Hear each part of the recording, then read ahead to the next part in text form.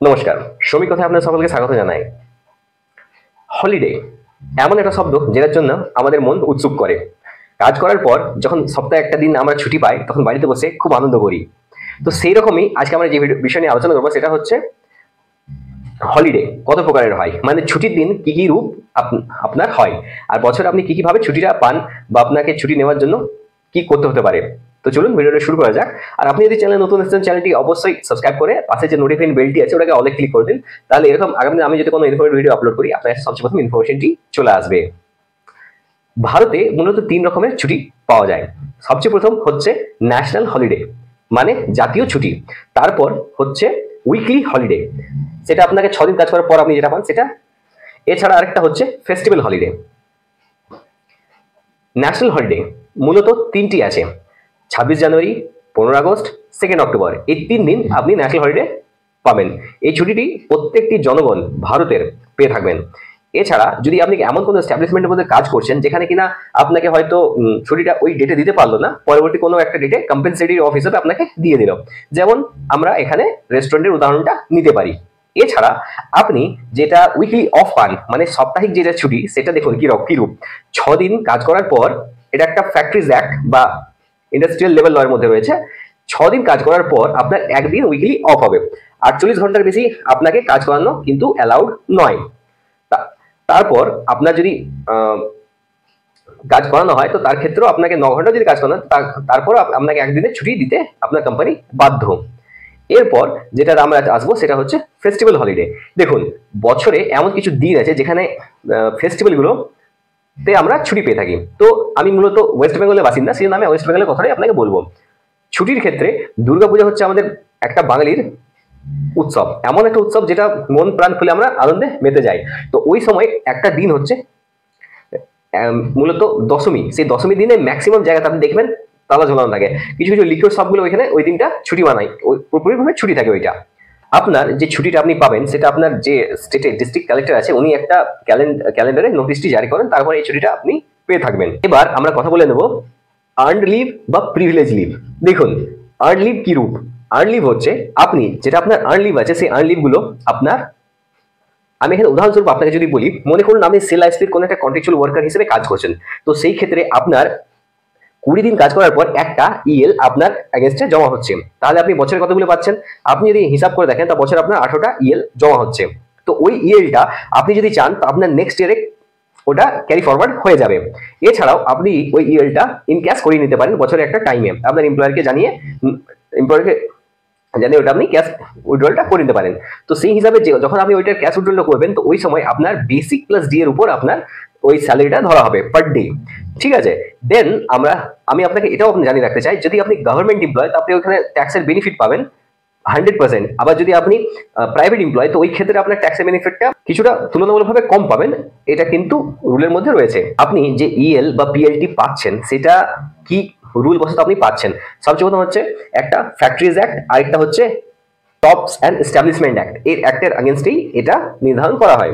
তো যেহেতু সেল আইসপি একটি ফ্যাক্টরি, তো সেই অনুযায়ী এটার কিন্তু 20 দিন পর একটা ইএল আপনাকে দেওয়া হয়। কিছু কিছু স্টেট বা কিছু কিছু ফ্যাক্টরি বা এস্টাবলিশমেন্ট ডিফারেন্টও হতে পারে, তো সেটা নিয়ে আমরা এখানে বেশি আলোচনা করব না।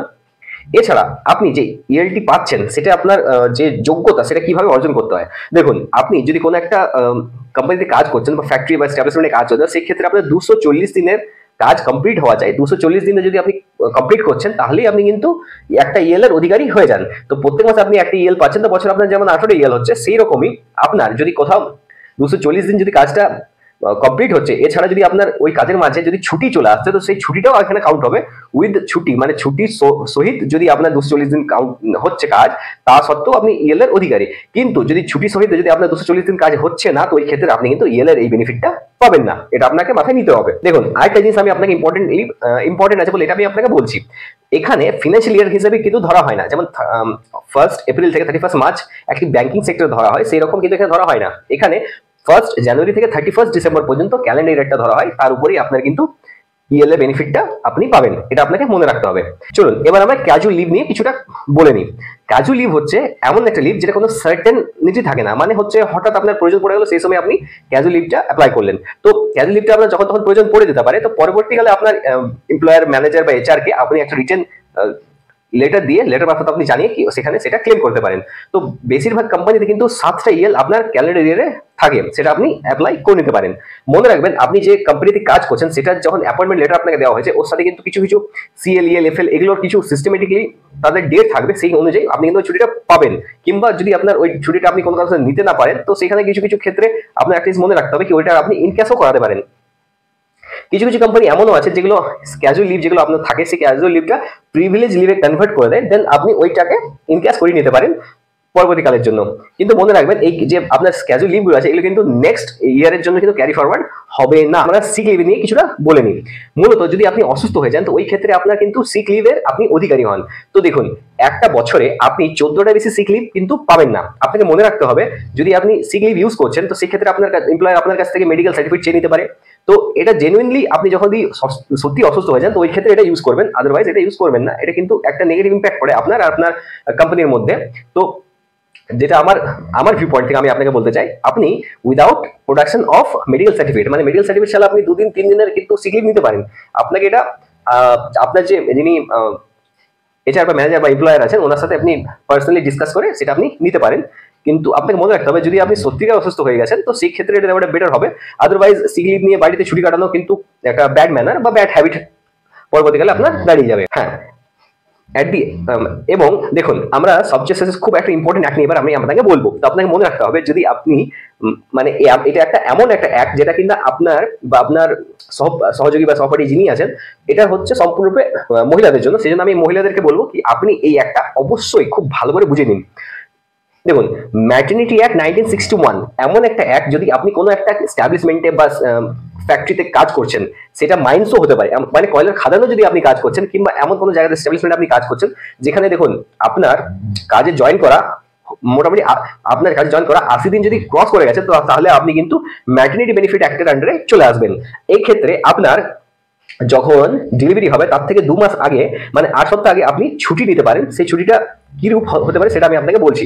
দেখুন 2 মাস আগে আপনি ছুটি নিতে পারেন, মোটামুটি 180 দিন 6 মাসের আপনাকে ছুটি দেওয়া হবে, সেটা গভর্নমেন্ট অ্যাপ্রুভাল দিয়ে দেওয়া হবে। আর এই ক্ষেত্রে আপনার এমপ্লয়ার কোনো কারণবশত কোনো কারণ দেখি কি আপনার হয়তো প্রেগনেন্সি আছে সেই কারণে আপনাকে হয়তো ছাটিয়ে দিল, এরকম আপনার এমপ্লয়ার আপনার সাথে করতে পারবে না। কেননা দেখুন এটাতে আপনার এমপ্লয়ারকে 5,000 টাকা ফাইন আর 3 মাসের জেল হতে পারে। তো এটা আমি কিছু এমপ্লয়ারদেরকে বলছি এই ভুলটা করবেন না কখনোই। আপনি যেখানে কাজ করছেন সেটা যদি ইএসআই অ্যাক্টের আন্ডারে চলে আসে, ইএসআই আন্ডারে আপনি কভার্ড আছেন, তো সেই ক্ষেত্রে আপনার যে আপনার বিহাফে মানে আপনার এমপ্লয়ার বিহাফে আপনাকে ইএসআই মান্থলি যে ওয়েজটা পেয়েবল আপনি পাচ্ছেন সেটা অ্যাভারেজ, যেটা হচ্ছে অ্যাভারেজ বলতে আপনি প্রত্যেক মাসে একটা অ্যাভারেজ ব্যালেন্স পাবেন, সেটা আপনার 100% না, আপনি 100%-এর 50% পাবেন। মনে করুন আপনার হয়তো 15,000 টাকা স্যালারি, সেই ক্ষেত্রে নেট স্যালারি, সেই ক্ষেত্রে আপনি 7,500 টাকা প্রত্যেক মাসে পাবেন 6 মাস অবধি। মানে ডেলিভারি হওয়ার 2 মাস আগে থেকে আপনার শুরু হবে, ডেলিভারি হওয়ার 2 মাস আগে, ঠিক আছে, আর ডেলিভারি হওয়ার 4 মাস পরেও আপনি কিন্তু ওই বেনিফিটটা আপনি পাবেন। তো এই ক্ষেত্রে রিটার্ন আপনাকে একটা লেটার লিখে দিতে হবে আপনার এমপ্লয়ারকে, আপনি এইটা বেনিফিট কিভাবে নিতে চাইছেন, আপনার হাজবেন্ডের নামে অ্যাকাউন্টে আসবে কি আপনার মায়ের বা বাবার অ্যাকাউন্টে আসবে, সেই অ্যাকাউন্টে ওই বেনিফিটটা আপনি পাবেন। আর ওই মোমেন্টে আপনার কিন্তু কাজটি যাবে না, আপনার কাজটি রইবে। আপনার এটা একটা অনেক বড় জিনিস যেটা কিনা এই অ্যাক্টের মাধ্যমে দেওয়া হয়েছে। তো আমি এটাকে আপনার সাথে শেয়ার করলাম, এটা আপনার খুব ভালো লাগবে। আর এই ক্ষেত্রে আরেকটা জিনিস আমি আপনাকে বলে দিই, যদি আপনার মিসক্যারেজ হয় তো সেই ক্ষেত্রেও আপনি মোটামুটি সেই ক্ষেত্রে আপনি 1.5 মাসের একটা ছুটি পাবেন। যে ম্যাটারনিটি বেনিফিট অ্যাক্টের আন্ডারে যদি আপনি আসছেন তো সেই ক্ষেত্রে আপনার একটা জিনিস আমি আপনাকে বলে রাখি, যদি আপনার যে অ্যামাউন্ট আছে যে অ্যামাউন্টটা দেখুন প্রত্যেকটা স্টেট কিন্তু আলাদা আলাদা ডিফারেন্সিয়েট করে, যেহেতু মিনিমাম ওয়েজটা আলাদা, মিনিমাম ওয়েজেস অ্যাক্ট 1948 সম্পূর্ণরূপে আলাদা, তো প্রত্যেকটা জায়গাতেই কিন্তু এই রেটটা ডিফার করে। তো আমি এটা বলতে পারবো না আপনাকে যে দিল্লিতে হয়তো 20,000 আছে তো আপনাকে মান্থলি 10,000 টাকা দেওয়া হবে, আপনি হয়তো ওয়েস্ট বেঙ্গল আছেন তো সেই ক্ষেত্রে আপনাকে 6,000 দেওয়া হবে, কেননা এখানে বেসিক প্লাস ডি এর উপরই কাউন্ট হয় এটা। তো আপনাকে এটা যেটা দেখে দিতে হবে যে আপনার স্যালারি অ্যাকচুয়ালি কত। আমি আশা করছি আপনি বুঝতে পারছেন আমার কথাটা। দেন দেখুন এবার যে এলিজিবিলিটি ক্রাইটেরিয়া আছে সেটাও কিন্তু স্টেট টু স্টেট ভ্যারি করে, মানে আপনার রাজ্য থেকে রাজ্য এটা কিন্তু সম্পূর্ণভাবে ভ্যারি করে। এছাড়া কিছু কিছু আদার্স ছুটিও আছে, সেই ছুটিগুলো কি রূপ দেখুন, যদি আপনি মেডিকেল প্রফেশনাল কিংবা টিচিং প্রফেশনে আছেন তাহলে আপনার কিন্তু ছুটি, আপনার কিছু স্পেশাল ছুটি আপনি পেতে পারেন। এরূপ হতে পারে ছুটিটা, কিন্তু আপনি এক্সট্রা পড়াশোনা করতে চাইছেন সেই ক্ষেত্রে দেখুন মিনিস্ট্রিজ আন্ডারে যদি এমন কিছু পোস্ট আছে যে পোস্টগুলো ওনাদেরকে সাপোর্ট করে আদার স্টাডির জন্য কিংবা ফার্দার স্টাডির জন্য, ওই ক্ষেত্রে ওনারা যেতে পারেন। তো এখানে দেখুন সেন্ট্রাল গভর্নমেন্ট এমপ্লয়েড কিংবা স্টেট গভর্নমেন্টের এমপ্লয় এনাদের জন্য এটা কিন্তু অ্যাপ্লিকেবল। তো এখানে আমরা এটা নিয়ে বেশি কথা চর্চা করবো না। যদি এই ভিডিওটা আপনার ইনফরমেটিভ লাগে তাহলে আপনি আপনার ফ্যামিলি ফ্রেন্ডসের সাথে শেয়ার করে দিন।